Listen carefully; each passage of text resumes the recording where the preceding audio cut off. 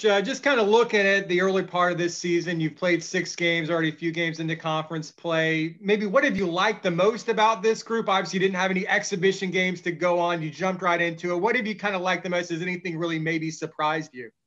I think we have a lot of potential offensively. We've been inconsistent with it, but just I don't know how many teams I've ever coached where you've had 4 guys that have scored over 20 points in a game and through 6 games. And so I think offensively, I think we have a lot of potential that's untapped, and got to find some consistency there. But I have liked that.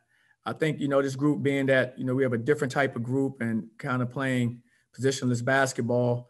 I've liked that. I liked how we've defended. I think bar few exceptions, I think we've defended fairly well throughout the 6 games.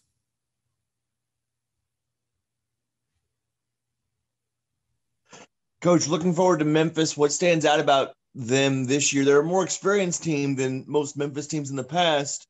But what do you look at them and say that's going to be a challenge for us?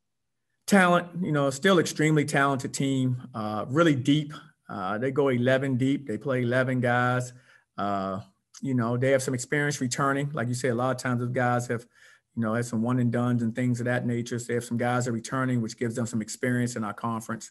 Those are things that's kind of really stood out.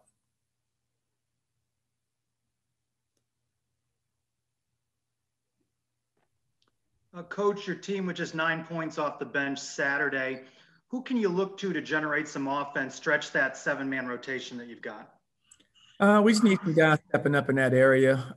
Guys, that when they get their opportunity, try to make the most out of it. We're a little shorthanded, as you know. So being shorthanded, not having Isaiah last game would have given us another opportunity to have another player out there that's capable of scoring the basketball. That could have helped us, but that's the nature of the sport. So I think just guys ready to step up in their roles, and and also getting some depth back with hopefully.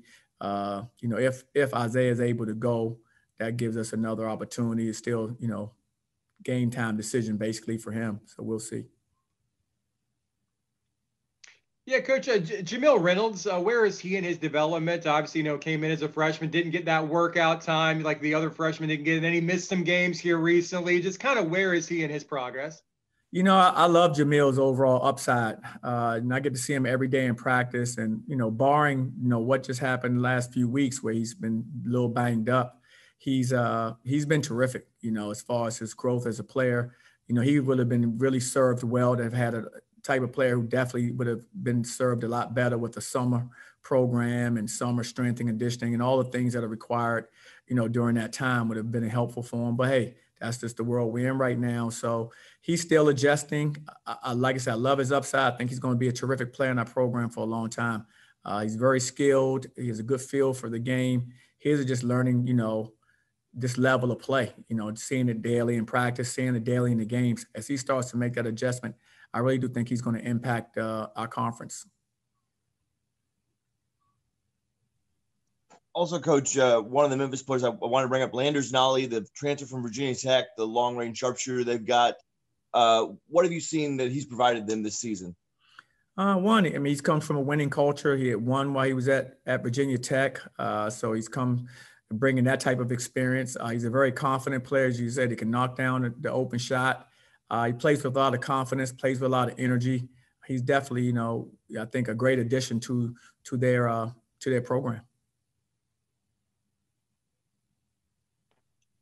Coach, Saturday you said of Darius that you're seeing more of the chemistry develop with him and his teammates. How is that also true of the team with the stops and the starts? How important is that to continue to develop chemistry amongst all the team? It's hugely important. With what we've gone through, it's difficult. It's challenging enough with everything that happened, and it's become more difficult. But guys like Darius has made it a little bit easier because of their buy-in. He does a good job of watching film. He does a great job of, asking questions, of what we want to do as a team. What do we expect from him?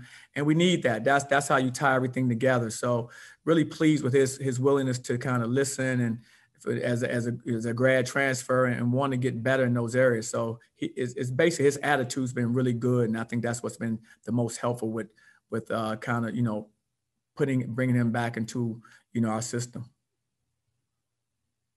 Coach, I know when you brought in Moses Bowl, he, was a bit of a project. You redshirted him last year. He hadn't played basketball, honestly, for very long. Kind of what's his status? Where is he in his development? We're still in a holding pattern from where he is exactly. I think he's close.